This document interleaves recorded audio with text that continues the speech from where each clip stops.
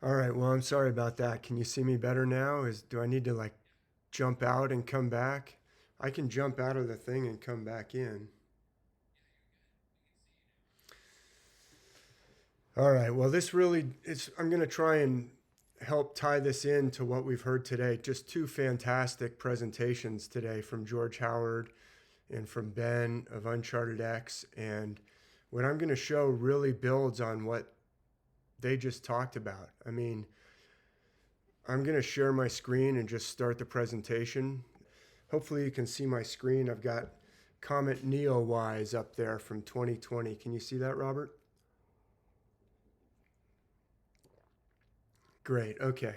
Well, hopefully, the screen images will move smoothly for everybody. But this is the most recent comet that I had seen since Hale-Bopp. I remember seeing Comet Hale-Bopp. This is Comet Neowise in 2020. You could see it with a naked eye. Obviously, this comet didn't destroy civilization or wipe out megafauna, but that was just a fantastic presentation from George showing how, it really drove home the power of this kind of shotgun effect is what I didn't really grasp necessarily everything that the Comet Research Group was explaining, but that really put it all together. So after George Howard's presentation, how can you not believe that there is abundant evidence for a cataclysm 13,000 years ago? Now, that does not necessarily prove that there was some advanced culture prior to that impact event 13,000 years ago. But then Ben gave this tremendous presentation, and I've seen lots of Ben's presentations with just abundant evidence, and some of those scoop marks that he was just getting to at the end represents evidence of technology that we do not know how anyone did that. We don't know how to do that today.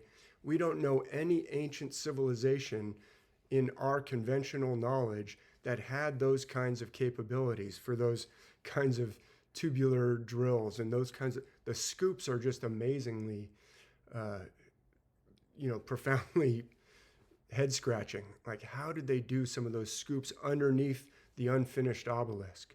So that is abundant evidence that there is something else going on in our human history that conventional history does not know about.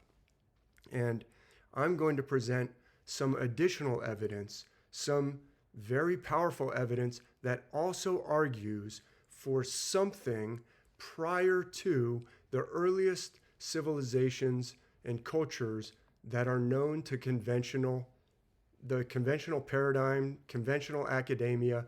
There is abundant evidence that something else is going on in our human history, and it comes from the myths. That's what I've been studying for the past 14 or so years. I've been intensely focused on the evidence that the world's ancient myths are based on the stars. And I'll get into what that means. When I say based on the stars, what exactly am I talking about? But here's why that is such a profound piece of evidence. It is a common system around the world. So the world's ancient myths are using celestial metaphor, and they're using a common system around the world. It is a worldwide system. Already that begins to create some problems for our conventional paradigm if we have the same system being used in the Americas as in ancient Mesopotamia, as in ancient China and Japan, as in ancient India, as in ancient Africa, ancient Australia. What's going on? Because the conventional paradigm does not have a way of processing that unless they all just happen to stumble upon the same system completely separate from one another. And then this system predates the most ancient cultures known today. This system is already in place, already fully developed in the most ancient cultures that are acknowledged by the conventional paradigm. It is already fully developed in ancient Egypt, dynastic Egypt, first dynasty or dynasty Egypt. It's already present. It's already present in the pyramid texts. It's already present in ancient Sumer, in the most early texts that we have from ancient Mesopotamia, the Gilgamesh epic, which there's a Sumerian version of it, the Descent of Inanna, which is Sumerian, and then the Akkadian and the Babylonian versions of those same myths. These are very ancient texts that we still have on the cuneiform tablets. The system is already fully developed, fully formed, fully operating. It's in the ancient Vedas of ancient India, fully operating. And yet different in all those different cultures. It's not like they were, swapping the stories back and forth, because the stories are all very different. It's like they've already evolved for a long time, and they're already fully mature in all of these most ancient cultures. And it's the same for ancient China, which obviously is a very ancient culture, as Grace has been pointing out. Also in the Americas, as Graham Hancock has pointed out, there's evidence for ancient, advanced civilizations in the Americas. We don't have as much records of that because a lot of them were deliberately destroyed, but the system is operating there with incredible parallels, as I'll demonstrate a few. So this is evidence that argues strongly for some kind of a common origin, and yet not a common origin during the time that we know of, most likely a common origin much earlier. And maybe I'll touch on that again at the end, but this is what I've been focused on researching. These points, I tried to summarize it, and now I'm going to show a little bit of what I'm talking about when I say the world's ancient myths are based on the stars. And I wanted to start off with some evidence that is probably familiar to everybody who's watching. This is remarkable evidence in the artwork. I'm going to use a lot of artwork because I could use the texts too. I could use the stories, and I will throw some of that in, but the artwork makes it really visual, and it goes right along with the myths, because this is artwork of the sacred, the artwork of the deities in the divine realm. And here we have a famous stela from La Venta, and here we have from ancient Mesopotamia. This is from a city in the Assyrian Empire.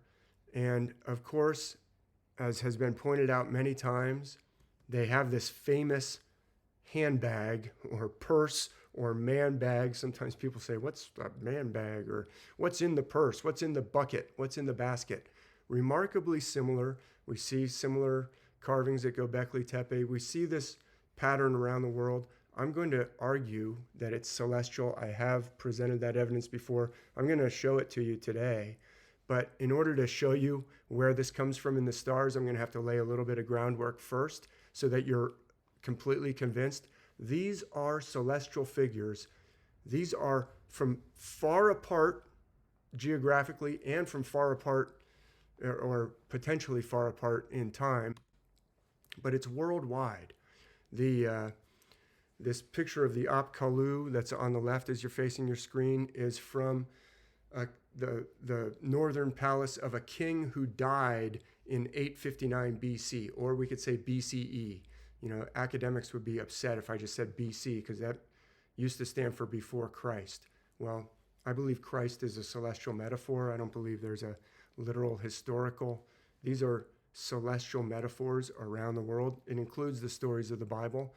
But, for modern sensibilities, they say BCE, but they don't change any of the numbers. So to me, it seems like almost a dishonest, like, oh, we're so modern, we say BCE. Okay, whatever. The 859 BC, and the image on the right is from, like I said, Monument 19 that's found at La Venta in modern-day Guatemala. It's Olmec, which is like the predecessor culture or the most ancient known culture of the Central American civilizations, predating the Maya. It goes all the way back to like 1200 BC or BCE. La Venta was probably founded around 900 BC. So this stela could be from about the same time period. I don't really know if this Monument 19 has been definitively dated, but this is often pointed out to be the earliest representation of a feathered serpent deity in the Americas that has survived. But they both have this intriguing handbag. We'll come back to that. So now let me show you what I mean by when I say the myths are based on the stars, I mean that the figures, the characters in the myths, the gods, the goddesses, the princesses, or the kings, or the warriors, in the myths, in the ancient myths, they are celestial. They are based on specific constellations, and they invoke celestial cycles, heavenly cycles. We could talk about perhaps a little bit later why they might do that, but first I'm going to establish beyond any doubt that they are doing that. This is a vase clearly from the it's called black figure type painting that the ancient Greeks were doing. This is from around 540 BCE or BC, and you can go see this in Munich if you want. It's piece number 596. It is a picture of the god Zeus fighting one of his most powerful enemies was a monster named Typhon, and we'll see that in a moment. But it's been chipped away a little bit. I'm going to finish out Zeus for you here. Focus on Zeus. You can see Zeus on the left. He's wielding a thunderbolt up above his head. I'm going to finish in some of the flaked out portions. He's wearing like a shawl, like a purple shawl over his shoulders. And then his legs have been a little bit chipped away, but there's his back leg. You can see he's in this characteristic deep knee lunging posture, which is very important. That's why I'm filling in the legs. I'm going to show it to you. That's how the original artwork, we believe, looked. He's in this deep knee bend posture, brandishing his powerful thunderbolt, reaching out towards Typhon, and he's going to throw that thunderbolt at him. If you know the myth, he was not able to subdue Typhon with the thunderbolts. He could drive Typhon away, but Typhon was like thunderbolt proof. Eventually, Zeus had to slam a mountain down on top of Typhon, and that's where he imprisoned the monster Typhon. And it's actually in legend Mount Etna, which is in the peninsula of Italy, and erupts now and then, and that's Typhon still belching out flames because he's mad that there's a mountain slammed down on top of him. But Zeus fighting Typhon, and here's a drawing. This is not me. This is somebody drew this in black and white. You can find it in Wikimedia Commons. So you can see I'm not making up the deep knee lunging posture of Zeus. And I'm going to show you that this battle is celestial. It is referring to a specific, very important part of the heavens, which I'm going to show you here. I'm going to show it a few times during this presentation so you become familiar with it. I'm going to show the outlining system of the great, most important author in Western history. I say that only a little bit tongue-in-cheek. The author who gave us the books, along with his wife, Margaret, gave us the books Curious George. The Curious George books were written by H.A. Rey and his wife, Margaret Rey. They wrote and illustrated these stories about Curious George. H.A. Rey also wrote a book about the stars, A New Way to See Them, where he gives us this outlining system. That's the outlining system I'm going to use. He should have called it The Stars, An Extremely Ancient Way to See Them. I've got chapters on this in some of my books about how important H.A. Rey is. Where did he get this system? I'm not sure. I'm just going to pass on. We can talk about that maybe another time or in Q&A. But this is the outlining system of H.A. Rey, and this is a specific constellation, which we know today as the constellation Hercules. These are the stars of Hercules. Now look at the outline of Hercules and look down at the god Zeus. And you can see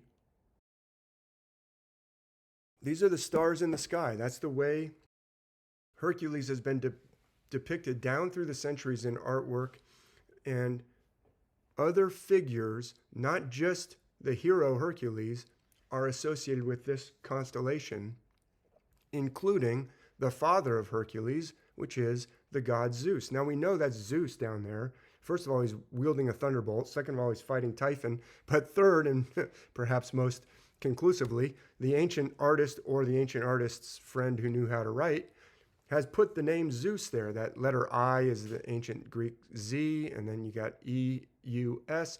That is Zeus.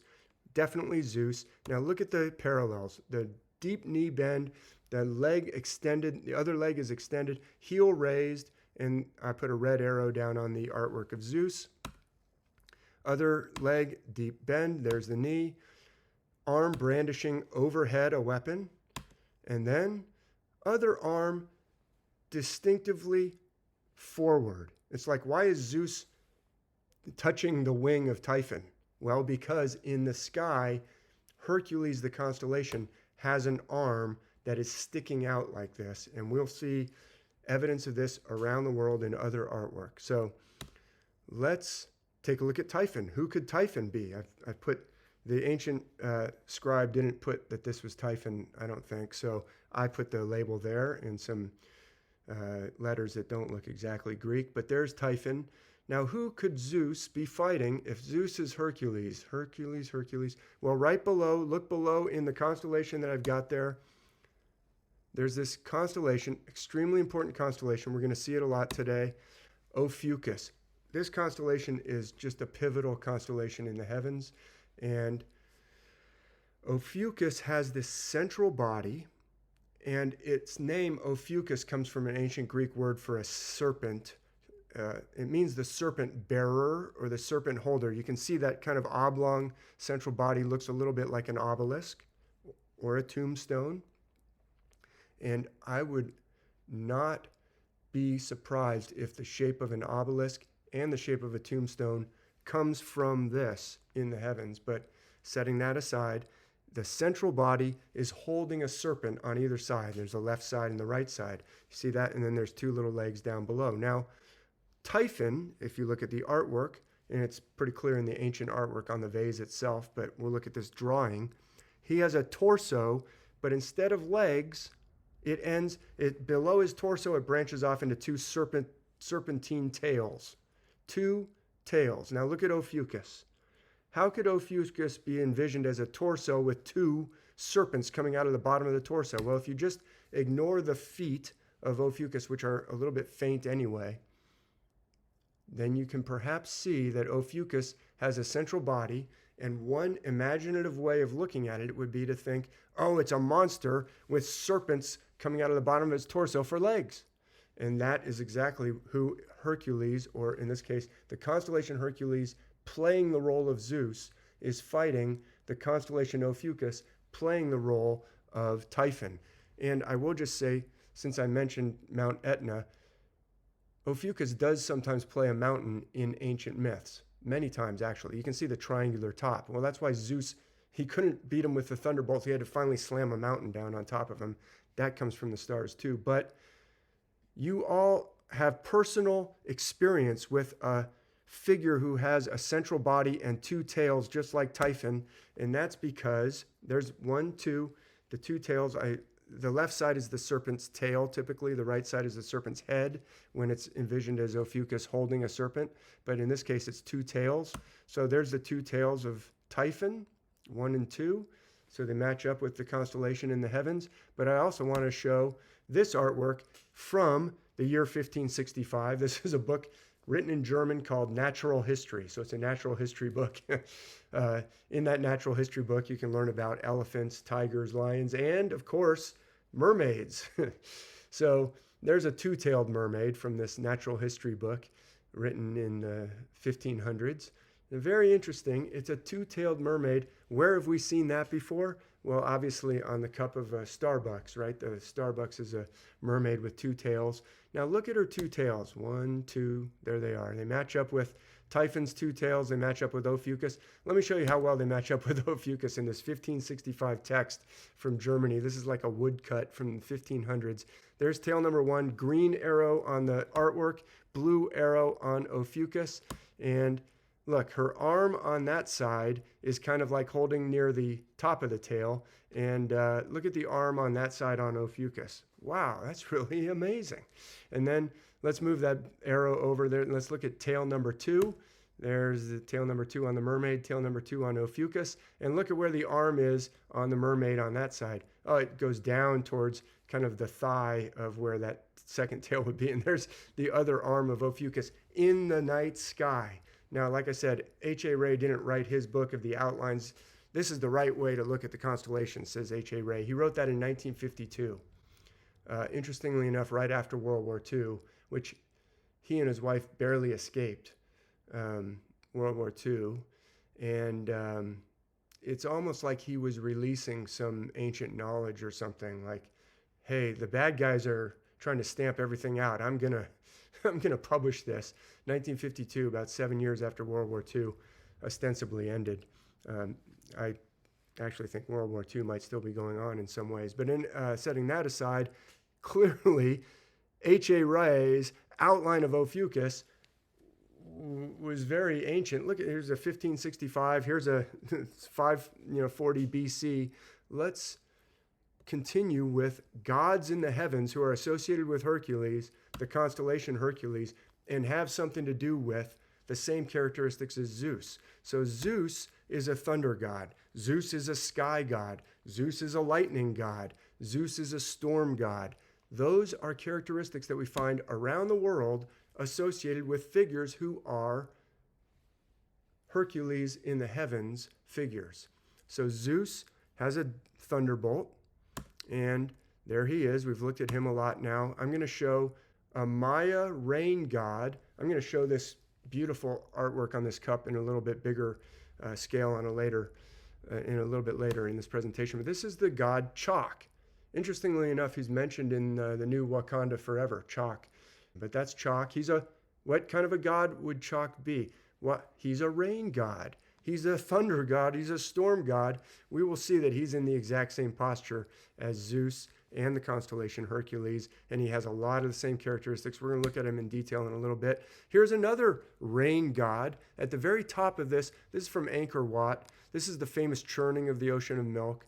And at the top of this particular one at Angkor Wat, I chose this one because at the top is a rain god. Who's the rain god in the ancient Vedas? Well, he's someone who's clearly associated with the constellation Hercules. If you look at the top, he's in the same exaggerated posture as Zeus and Chak here. That is Indra, pouring down rain. You can even see he's pouring down rain. I'm going to make him a little bigger for us here. He's holding like a bar that pours rain, which is good because he's like lubricating the pivot as they try and churn the ocean of milk. But look at the exaggerated posture. Now, if you look at Hercules in the heavens, he's got a square-shaped head. The constellation, I didn't point that out earlier. Square-shaped head could be associated with a full beard. Like, you know, if I grow a big full beard, my head will look more square. But Indra, he's got kind of an interesting shaped hat to make his head look more square. Chak has kind of an interesting hairdo arching up over his head to make it look more square. The hero Hercules or Heracles, he wears like a lion. He wears a full beard, but he also puts like a lion's skin over his head to make it look more square. There's a god in the Pacific named Tiki, or in New Zealand, Aotearoa, they pronounce it more Tiki. He's got a square head. You know, if you look at tiki carvings, they always have a square head. They stick their tongue out too, which is a characteristic of the constellation Hercules. But I didn't put that here, so let me not get off track. But I'm just pointing out his headgear. Now, in addition to the headgear, there's also some interesting sartorial accoutrement.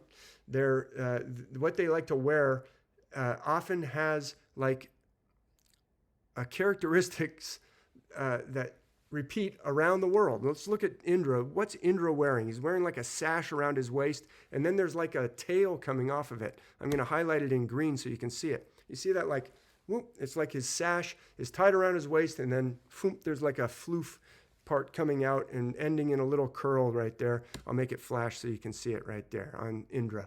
Now let's look over at Chak. I'll make him bigger. Chak is also wearing kind of a sash or something tied around his like elaborately knotted belt, but it also has this kind of tail coming off of it, which I'll make it flash there so you can see it. And even Zeus, he doesn't seem to be wearing a sash, but he's got this interesting looking kind of garment draped over his shoulder, and it ends with like couple little tails right there, almost in the same position, kind of behind his butt. Same thing as Indra, same thing as Chak. What's going on? Well, look back in the center above the other Zeus at the constellation Hercules. Above Hercules is the constellation Lyra, the Lyre, which has a bright star called Vega. I'm pointing to it right there. That is the 5th brightest fixed star in the sky, according to H.A. Rey in his book. It's a bright star that you can see almost all year, Vega, or in the northern hemisphere, I should say. And look where it is. It's like off the hip of the constellation Hercules. That's what they're pointing to with this artwork. These rain gods around the world, thunder gods, sky gods, associated with Hercules gods, they have all the characteristics that show you this is celestial. And that's Vega. Let me show you chalk. Let me get even more evidence to make you really convinced that chalk from the Maya, I've got all the details from the Met Museum in New York where you can see this beautiful cup. This is a cup with this artwork on it. All the details are there if you want to later on pause your recording and read all about them. It's from the 600s to the 700s, the 7th or 8th century CE or AD, whichever you prefer. And there is chalk. He is a rain god. Why is that significant? Because Zeus is a rain god. Because Indra is a rain god. Were they talking to the Maya somehow? Or did everybody just decide to associate this constellation with a rain god for some reason, just independently of each other? And by the way, the stars of Hercules are not that easy to see. I can point them out to you with a laser pointer, but most people don't even put that together as a constellation, and yet around the world they do, and they associate it with a rain god who all has the same characteristics. He's jolly, likes a good feast, but flies into a rage sometimes. They all, like Zeus, just think of jolly Zeus, Jove. He's jovial, but sometimes he gets mad. Same thing with Thor in the Norse myths, associated with the same constellation. Let me show you why chalk is definitely also associated with the constellation Hercules. I pointed out the lunge posture with the heel raised. He's got his weapon over his back. In this case, it's an axe. There are some stars that can turn it into an axe. In the outline, if I were to do a close-up, I'm just going to kind of go through this quickly, but I've talked about this in books and other videos, and I've got close-ups, and we can go into it later if we want to, but his weapon is over his back, and in this case, it's an axe. Now, that's the axe head right there. He's got a forward-reaching arm, just like I pointed out with Zeus, and in this case, the forward-reaching arm, interestingly enough, is grasping a disc thing. And if you read the inscription at the Met Museum in New York City, which you can find online as well, it says, well, scholars debate over what this disc is. I'm going to show you what the disc is. It's celestial. But the other thing he also has, which I'll point out, is this loincloth type garment with a distinctive tuft. We've already seen it once. I'll outline it there, and there's the tuft at the end of it right there. Now, let's see if we can figure out what that disk is, and let's also see if I can bring in the constellation Hercules here and show you how closely this matches. I mean, it's a beautiful match. I'm going to make chalk the artwork fade away, and there's the constellation Hercules. I've angled it just right, and there is the northern crown. I'm going to show you what that disk is. Next to Hercules, this is actually an easy constellation to see. You can go out and see it. It's starting to sink down in the west here as the sun goes down, but you can still see it. It's very easy to see. Like, I can imagine cultures around the world all seeing Corona Borealis and all thinking of it as a crown or as a necklace or as a disc or something. Hercules, that's not so easy. It doesn't have bright stars. Corona Borealis, pretty bright, but that's where it is in relationship to Hercules. And look at Hercules has this extended front arm. That's the way it's traditionally drawn. But you can imagine, since there's actually no lines between the stars in the sky, right? We have to imagine those lines. You can imagine a line, instead of going all the way to the end, you could bend at that star right there and have Hercules grasp Corona Borealis. And it plays a role in lots of myths around the world over and over and over again. But look at chalk. Look at the outline of chalk. I mean, the posture of the legs matches almost exactly. And look at where the disc that he's grasping is. It's right on top of Corona Borealis. Look at that. I'll fade it in and out just a little bit. I mean, I'm getting all animated, but I should just calm down and let the stars speak for themselves. Look at that. Chalk, the rain god, is based on the constellation Hercules. And it shouldn't be a surprise because rain gods and sky gods and thunder gods around the world are based on the constellation Hercules. And there's Vega, which I pointed out in the constellation Lyra. And you can see why that tuft is pointing there. And this will be something we'll see again in other artwork around the world. I also want to point out this from the Americas. This is the Dresden Codex. It's called the Dresden Codex because it ended up in Dresden, obviously in Germany, but it is a Maya codex. It's from basically the 1000s to the 1100s CE or AD, whichever you prefer. And it was thought to be the oldest codex that survived in the Americas. Of course, when the European colonizers came over to expand their empires and simultaneously spread literalist Christianity, they stamped out everything that they found, including Maya texts, sacred texts. Priceless inheritance was piled up into bonfires and burned, and only something like 8 to 10 or 12 survived. This was thought to be the oldest. They found one more that they dated to be older by about 100 years, but this is a pretty ancient codex, obviously before Columbus.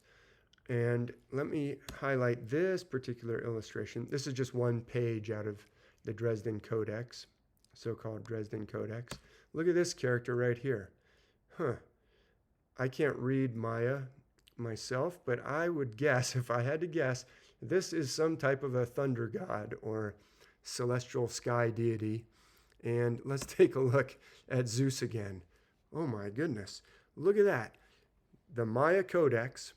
Now he's got them pointing, and artists do this. Sometimes they invert the celestial.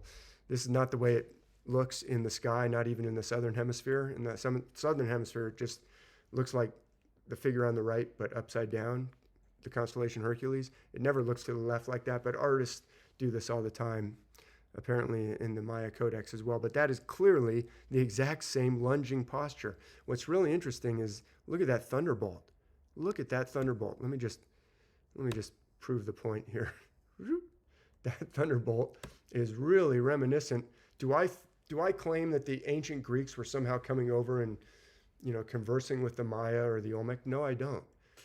I believe this is evidence of something different because this is worldwide and it is already present, as we'll see, in the ancient Egyptians. This came probably from something much earlier, and then it was remembered in all these different places, and it started to take different shapes over the centuries and millennia. But look at that.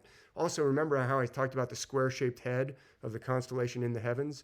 Look at this Maya Codex. He's got a square kind of headdress on. And another thing to point out, I don't think that's his arm that's sticking out down there. It almost looks like a alien hand by his heel, because I think his arm is holding up something that we'll talk about in a second. But if you look there, it's like this long alien finger sticking out. There's even like a dot. I don't know if that's an error in the reproduction online or if that dot is really there in the codex, but there's your star Vega. What's he got on his shoulder? I think his other arm is actually holding up this thing that's on his shoulder. I don't think that's his other arm. I think that's like a Vega indicator. I don't know what it is. And it corresponds to where the shawl of Zeus ends up over there too, pretty much. But on his shoulder, I hope you can see, I've shaded it for you there. That's not in the original artwork. He's got like an eagle, almost looks like a condor or something, but it's a bird of prey perched on his shoulder. Why does he have that? Why do gods associated with this constellation have eagles? Does Zeus have an eagle? Why, yes, he does. Do gods of ancient India have eagles? Why, yes, they do. Garuda. But I'll show you why in the heavens. But can you see that eagle there? I'll take the blue away again. And just show you the eagle. That's what the eagle looks like. If we just cut away the rest of the Maya picture. That's an eagle sitting on his shoulder. That's what I think his other hand was kind of holding up. So I don't know what that other thing was that was indicating Vega. That might have been his hand. I don't know. But the eagle connection is really interesting because, of course, Zeus is associated with an eagle. This is a coin from ancient Greece, actually from the Alexander period. So this is from the reign or the active period of Alexander the Great. This is like, 330s BC or BCE. But clearly we have Zeus. Look, he's got an eagle on one outstretched arm. Now, let me show you in the heavens why we have eagles associated with Zeus. There's the constellation Hercules, and right next to his foot is the eagle. This is actually a very big constellation in the sky. It's called Aquila or Aquila. It's related to the same word from, like in Spanish, águila. It means eagle. That's the Latin word for an eagle. That's the name of the constellation. It's one of the two big birds of the Milky Way. It's associated with Zeus. Now, remember, below Hercules, which usually plays Zeus, or Zeus is usually associated with Hercules, but here's the constellation Ophiuchus, which we saw with Typhon. Now, in this seated picture of Zeus, I just for accuracy, I want to point out that probably Zeus here is not really, I know it's a little confusing because I just said Zeus is associated with Hercules, but sometimes he's sitting on a throne. If you look, Zeus actually looks a little more like Ophiuchus, especially with relation to the eagle. So there's the eagle. Look at his arm, like the flat arm. Look at the side of Ophiuchus. And then Zeus is holding this rod or scepter in his other hand. So one hand is holding the eagle. Look at the left side of Ophiuchus. One hand is holding a rod or a staff or a scepter. I point this out because later I'm going to show you, and I'm going to just briefly tell you, Ophiuchus is associated with spears, rods, staffs, scepters, and you can see why. Those crooked-looking serpent halves can sometimes be envisioned as being straight. You could draw the line in your mind down through them more straight and turn it into a spear or a scepter. So on one side in this coin, Zeus has a scepter. On the other side, he's got an eagle. I think he's actually looking more like Ophiuchus there, sitting on his throne. But the correspondence between Ophiuchus and a figure who holds a spear or a staff is important. I'll just drop that here and we'll maybe come back to it. So I've been spending all this time showing thunder gods. The son of Zeus, Hercules, from whom we still have the name of that constellation, is also, of course, associated with that constellation. And you can see Hercules is almost always depicted in that same kind of posture. He's got a square-shaped head. He's got a heel raised, brandishes a weapon over his head. Usually it's a club. Sometimes it's a spear. Sometimes it's a sword. But look at this. There's some interesting clues in this artwork, too. I think this one's in the Louvre. You can go see it there. Look at that hand right there. Remember what Chalk was grasping? Chalk was grasping a disc. Why did I say Chalk was grasping a disc? Well, because in the artwork it's obvious he's grasping a disc. But why did I say the artist did that? Why is Chalk associated with grasping a disc? Because Chalk is a rain god clearly associated with the constellation Hercules. He's depicted in the same posture. He's grasping a disc because in front of the constellation Hercules is Corona Borealis. And Corona Borealis, the northern crown, is an arc-shaped, necklace of stars that looks like an arc. In this case, Hercules is grasping an arc-shaped crest on his opponent's helmet. But it's the same, he's the same constellation in the sky here. I'll just bring it in. There's Hercules again. And here comes the Corona Borealis right there, northern crown. Corona means crown, Borealis means of the north. And you can imagine Hercules grasping a disc or a crest or an arc. It's important in all kinds of myths. And then, of course, I also, we pointed out this, in Hercules' case, he has a lion tail on his garment. You see, I've circled it there. But also interesting, this ancient artist has put in like a sword or something at Hercules' belt area. There's like a pommel of a sword. That's related to Vega. There's Vega behind Hercules. Look at this sword pommel right there. So in this case, Hercules has two different things that could indicate Vega. Really, I would argue strong evidence for what I'm trying to show you, that the myths of the world are based on the stars. This is an incredible piece. This piece was only shown to the world in 2017, just a couple years ago. When the day I saw it, somebody tweeted it to me actually. They said, "Have you seen this?" They just released it. This team from the University of Cincinnati discovered it in Pylos, Greece. It was in a tomb that was sealed up in 1500 BC, they believe, and hadn't been disturbed. It was in an olive grove in Pylos near what's called the Palace of Nestor. I did a whole video on this. Like the day I saw it, I said, "Oh, amazing." I've been writing about this, since I've been writing specifically about this kind of scene in Greece since at least 2016, or maybe earlier. And now they uncover this incredible agate. It was sealed up 1500 BC. That's well before the classical Greece period, like 500s or 300s BC. This is potentially Minoan, but look at the scene. Look at the scene.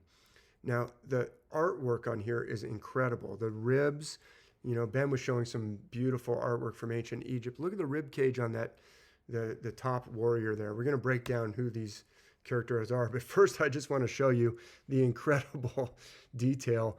This thing is 3.7 centimeters in real life.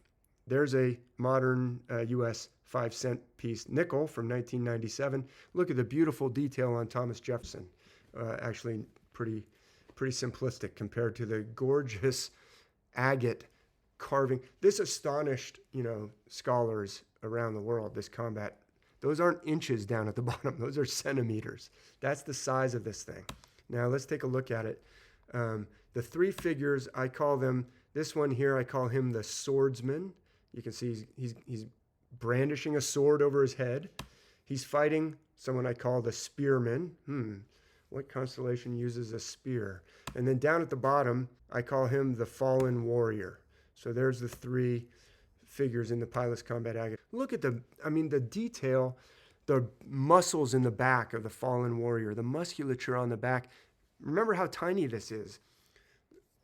Modern scholars are like, this blows away our understanding of history. Yeah, well, it should, because it's all based on the stars. It's based on the same worldwide system, but also the technical detail. They're saying some of these features are like 1/10 of an inch or something.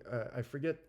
The detail is amazing. It's like, did they have optics? We didn't think they had optics in 1500 BC. Did they have, lasers? What were they doing? The fallen warrior is wearing like a kilt. That might be important for the sky. You can see they've got like the tartan pattern on the kilt itself. It's amazing. It's amazing. So I suggest everyone go, if you haven't studied this, go explore the Pylos combat agate. But let's see if it could be celestial. Well, of course it's celestial. He's grasping a crest, and look, pommel of a sword right where Vega is. That's in addition to all the celestial details in their postures themselves, which I'm about to show you. But we've already seen that exaggerated, extended rear leg. Look at it on the swordsman with the heel raised. And then the spearmen, like I said, spear-carrying characters are often associated with Ophiuchus. Or when Ophiuchus carries a weapon, it's usually a spear. Here's the night sky. Here's the scene. Can you see it? There it is. There's the night sky. There's the Pylos combat agate. There's Hercules, the constellation. Do I think that's Hercules in the combat agate? Like the hero Hercules? No. It's some kind of Minoan or early Mycenaean or, long-haired, not bearded. But look, he is grasping the crest of his opponent, just like Hercules or Heracles in those potteries 1,000 years later, or more than 1,000 years later. Grasping the crest. And then the spearman, by the way, the pommel of the sword points right to Vega. There's Vega. So that sticks out from the waist. There's Ophiuchus. You can see why Ophiuchus is a spearman. You can connect those lines, but in this Pylos combat agate, the spear kind of goes like this, so you could go from like the bottom right. Now down below Ophiuchus, it's important I'll show you a couple more examples from artwork. Scorpio is below Ophiuchus. That's important. Do I believe the fallen warrior is associated with Scorpio? Not necessarily. Maybe, but off to the left of Scorpio, which notice kind of how to the left that warrior is. He's not right under the feet of the Ophiuchus figure is the spearman there. Off to the left is Sagittarius.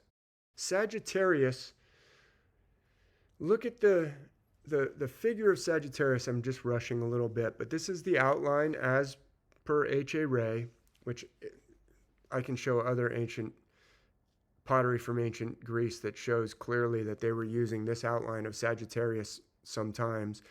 Figures associated with Sagittarius have other distinctive characteristics, sometimes a bow, for instance. This figure's on the ground, but look, he's got his hand over his head. I hope you can see that in the fallen warrior down there.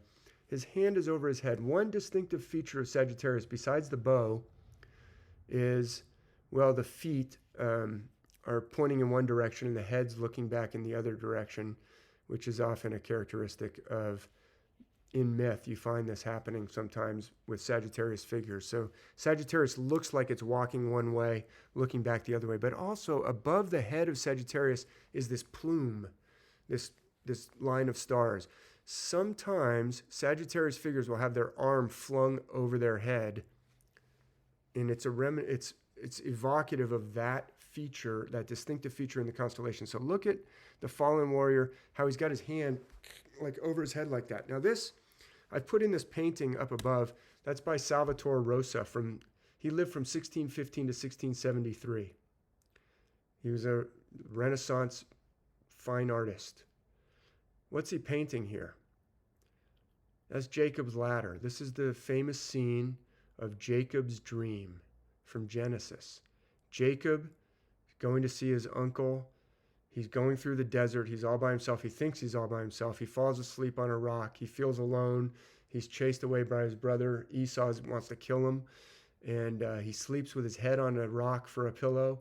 And he has a vision of the Almighty. He sees a ladder going to heaven and angels ascending and descending. This is just one corner of this amazing painting by Salvatore Rosa. But you'll see that it's almost always depicted in celestial terms. You can't see all of it, but if you look at the clouds in the center of the part that I'm showing you there, they are not just a little bit evocative of the Milky Way, they're like identical to the Milky Way. And on the left side of those clouds is the ladder and Jacob sleeping down there. And look, he's got his hand flung over his head. He's wearing like a skirt, like Sagittarius. And even his head is pointing in one direction and his knees are going in the other direction. Look at Sagittarius. Knees walking that way, head looking back that way. I can show it to you over and over. We don't need painters to show this to us, by the way. I could do this all from texts, but it's just more evident when I use the artwork. Ancient Egypt. So this is already present in the most ancient civilizations that we know of. This is from it's called the Greenfield Papyrus.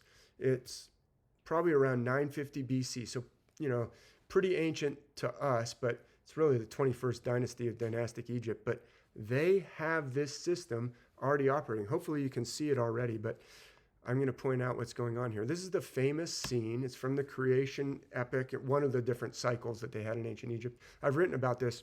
I've got a book that does several chapters on Egypt. It's called Ancient Worldwide System. It goes through India and the Maya and Africa, just examples from each culture, China, Japan. There's Nut, the sky goddess Nut. By the way, nobody knows exactly how the Egyptians pronounced these words. So if you don't like the way I'm pronouncing them, I could be wrong, but nobody knows. Geb is on the ground. He's the earth god. What happened was in this creation epic, Geb and Nut were having sex constantly, and no life between the sky and the earth, there was no room for life. So the earlier creator gods had to create Shu, the air, to keep them apart, the god of air, keeping apart earth and heaven. Now we have room for humanity and other life to squeeze in there in between earth. We got to keep them apart. So there is Shu, the god of air. Now let me get those arrows out of the way again and make it a little smaller and bring in the sky. And I hope you can see, we just looked at the Pylos combat agate. Everyone see it? Tell me when you see it. You don't have to tell me. Just yell at your screen, but keep it on mute when you see it. There's Hercules. There's Ophiuchus. Robert, what? You already see it? All right. There's Scorpio and or Sagittarius, something going on the ground. Look at this. Look at that. Now, does Ophiuchus look like could have arms in the air? I don't know. Like a Joshua tree. What Joshua trees, by the way, are named that. Apparently, like the early Latter-day Saints going across the desert said, "Oh, this looks like that battle where Joshua was battling and Moses had to keep his arms in the air." Now, I don't know whether they're not called a Moses tree, but remember, Moses had to have his arms supported by two helpers, Aaron and Hur. Look at Shu. He's got his two helpers, ram-headed deity on the left, ram-headed deity on the right. Ophiuchus. There is Nut, the sky goddess. Who is she? So sky gods. Zeus, Indra. Oh, sometimes the constellations play different sexes or genders. They all play, like Sagittarius plays male figures, Sagittarius plays female figures. Ophiuchus plays male, female. Same thing with Hercules. Nut in this case is actually Hercules. If we just remove that the forward leg, now it's no longer male, it's female. Haha, that's a joke. But that's Nut. You see how she's arching over Ophiuchus? That is Shu. And I could have cut out Geb and put him in, but I'm not sure if he's Scorpio, Sagittarius, or both. And plus, there's a bunch of people in front of him, or legs in front of him, so I just went with those two. Hopefully you can see it.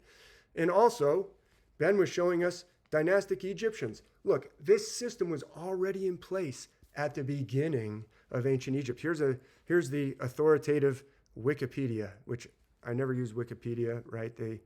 They're terrible. But this is King Den.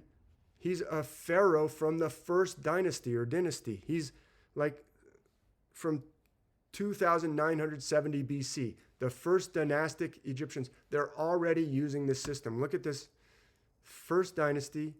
Look at that. This is this famous seal. I think you can see it in the British Museum. I'll make it a little bigger. Anything familiar there? Look, the system's already in operation. It's inherited by the cultures that we think of as ancient or the most ancient. They're getting it from someone more ancient because it's in the Vedas. It's in ancient China. It's in ancient Japan. It's in Africa. It's in Australia even. It's in the Bible. I promised I was going to show you the handbag, the famous handbag. So I'm going to try and endeavor. Now that I've given you some constellational reference and hopefully proven that this is going on, I'm going to show you where that famous handbag is found in the heavens. So I'm going to start with a Bible story here. The great red dragon who has 7 heads and 10 horns and 7 crowns. And if you read a little further, this is from the book of Revelation, chapter 12, Revelation of John. There were many Revelation texts. This one got collected up into what we call the Bible. There was a war in heaven. This is 12:7. Michael and his angels fought against the dragon, and the dragon fought and his angels and prevailed not. Who prevailed not? The dragon and his angels didn't prevail. They lost. Neither was their place found anymore in heaven. They got cast out by Michael.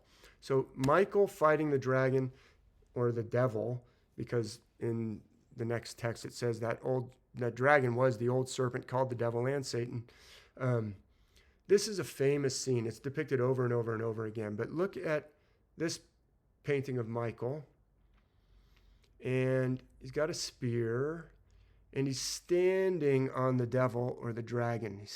Almost always Michael will be depicted standing on the devil.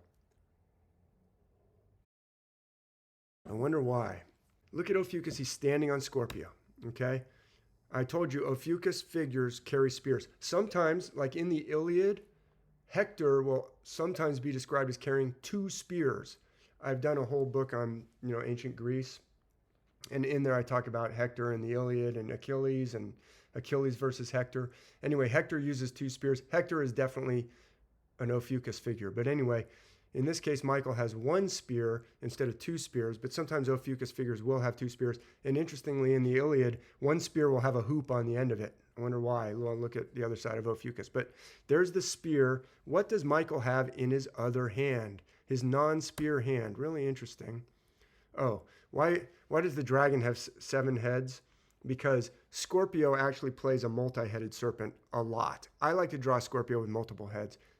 Slight difference from H.A. Rey. But that's why I'm pretty sure, just by the fact that he's always standing on the 7-headed dragon, that he's Ophiuchus. But I'll add more. He's carrying a spear. And he's often depicted carrying something else in his other hand. What is that? It is something. We don't use them anymore. It's a balances or a scales. I guess we do use them, but and it's actually big business, measuring little tiny biotech powders or big giant trucks, precise scales. That is the scales. Are there scales anywhere near Ophiuchus in the heavens? I'm not sure. I'm going to blow it up just so you can see it's really a scales. There's 2 little souls in there. The devil's pulling down on one side, or the dragon, or the whatever. See the claw. Look at Libra in front of Scorpio. Look, one side is pulled down. Which side? The Scorpio side is pulled down. So what I'm proving is that Ophiuchus, which is Michael, sometimes carries in one hand a spear, in the other hand a scales. Look at Libra. So Libra can be envisioned as being in the hand of an Ophiuchus figure. You might not expect that from the sky, but here's the evidence from Revelation or from artists down through the centuries. Now there's Libra. In case anyone didn't see Libra, I labeled it there. There's Libra. See, one side is pulled down. Who's this? Oh, it's our old friend, the Apkallu. What's he holding? He's holding a pine cone. That's what I want you to look at first. Holding a pine cone. The famous pine cone. Why is he holding a pine cone in one hand? Because Ophiuchus, the serpent head of Ophiuchus, that's what's in his upraised hand. On the left side, that becomes his wings. See, Ophiuchus figures sometimes have wings. We saw that in Michael. We're seeing that here. What's he got in his other hand? Libra. See? That is, look, Michael had a spear and a balances. Apkallu figure has a pine cone and balances. Don't believe me? Ask the Buddha. The Buddha is also a celestial figure. Look at this. I'm just going to finish up and we'll go to some questions because I'm 2 minutes over my hour already. Buddha. Who's behind the Buddha? What's going on here? This is the Buddha. This is a figure whose name in the traditions of ancient India. Buddhism came out of India as well as modern Hinduism. These are very ancient. They're all celestial. This is a figure named Vajrapani, like Vajra in hand. That's what his name means. If you listened to Randall's talk last night, he was talking about the Vajra or the Dorje. In Tibetan, it's called a Dorja. Vajra, look, he looks like Hercules. This is from around 100 or even somewhere between 0 and 100 CE or AD. So this is pretty ancient. So what's this? Well, it's an upraised hand in the Buddha who's carrying a little egg. Why? Because who's the Buddha associated with? That is Ophiuchus. I just showed you that an upraised pine cone in the Apkallu is that part of Ophiuchus. Now look at the upraised egg in the hand of the Buddha. Who's behind and a little above the Buddha? Vajrapani. Who's Vajrapani? Clearly, he's Hercules. He's Hercules. Some people may be saying, what's in his other hand? It's a fly whisk. It's got a special name in Sanskrit. It's a different constellation. It's not on my, it's a little to the right. I'm not going to go into it, but that's the egg. That's the egg. It's confirmation of what I was telling you about the Apkallu and the basket. So this is also from ancient India. I just wanted to show this real quick. This is a figure whose name is Beam. How do I know it's beam? Well, this is called the Bema Gate, or the Beam Gate. They drop the A's off nowadays. I think maybe in ancient times the A might have been pronounced. If you read, this is from the Sanskrit epic called Mahabharata. It's beautiful. It's fantastic. Beam is like a Hercules figure. You can see he's in a Hercules posture, and he's carrying like a mace. And his weapon is a mace. Hercules' weapon, it's a club. There's Hercules. And we know that. And Beam is one of these 5 hero brothers in Mahabharata. It's a wonderful epic. Everyone should become familiar with it. But look what he's wearing. I just wanted to point this out. Like, it just doesn't quit. It's around the world. He's got this sash, and it points to Vega. And, oh, he's holding a lotus in his other hand. This is important. I'm going to finish on this lotus. But look at that sash. So, and then look at the lotus. Now, Hercules picking a lotus. Lotus. What could be the lotus? What could it be? Look at his posture. Here's Ophiuchus again. What's Hercules reaching towards there that might look like a lotus? Anything? That serpent head of Ophiuchus can play a lotus. Don't believe me? This is where I'm going to finish. This is Vishnu dreaming the universe into existence. He's sleeping on the back of the Shesha Naga. I'll put in all the names. I'm just going to finish quickly. Vishnu, sleeping, dreaming the universe into existence. Sleeping on the back of his good friend Adi Shesha, the eternal serpent, multiple heads, as you can see above his head. What's growing out of his navel? A lotus. What's on top of the lotus? Brahma, the 4-headed god, 4 arms. Who's at his feet? Lakshmi. Everyone knows, I don't need to put up the stars, right? Everyone can figure this out. This is the lotus. This is Vishnu. Why do I know it's Vishnu? Because he's on top of a serpent. Who's the serpent with multiple heads? I told you already. I know I was going fast. Scorpio. Scorpio plays a serpent with multiple heads. Does Hercules fight any serpents with multiple heads? Yes. But in this case, it is Vishnu. Vishnu is resting on top of Scorpio, his friend Shesha. And what's growing out of his navel again? A lotus. See how it's growing out of the navel of Ophiuchus? This is worldwide. And who's at his feet? In this case, the beautiful constellation of Sagittarius, which often plays a beautiful goddess or beautiful woman. See how Sagittarius is like right at the feet of Ophiuchus there? She's taking care of his feet while he dreams the universe into existence. And then up above the lotus, in this case, the 4-headed Brahma with his 4-square head is our old friend Hercules. So that is where I'll end. It is evidence of, here's just real quick. This is my timeline of ancient history, going back into the dim horizon. This is just, I know it's not linear, Ben. I know it's not linear, but the ancients, like the cultures that had this, they all got it from somewhere. They all got it from somewhere before the catastrophe that, George is talking about, and Ben and Randall. There's a catastrophe that separates like the ancient times from like the deep ancient times. Something happened, a catastrophe ended some ancient civilization. And then we have the ancients. They were recipients of this or preservers of this, and they were trying to imitate it, as Ben showed. Ben's like, look at this face. It's like a crappy imitation of this. Not crappy. They actually did, great work with the tools that they had, but they didn't have what the deep ancient whatever was before. They were trying their best to preserve it. And guess what? They were closer to it than we are. They were building civilizations that were still trying to use this pattern. And then, not to get conspiratorial, but I talk about there was a second catastrophe, because what I just showed you was obviously known in ancient times, but there's been a second catastrophe. This is not known anymore. What I just showed you is worldwide, but it's been forgotten. Somehow a second catastrophe happened. In this ancient wisdom, I find evidence that it's been hunted down and suppressed. I told you about the Maya stuff getting burned. We all know about this. It's still going on. There's like a campaign against the ancient wisdom because the ancient pattern was doing something, and then there's enemies of it. So I'm just going to stop share. That's where I'm going to end. Yeah. I've got more stuff if nobody has any questions, but I will at this time pause and see if anyone has any reactions or questions or.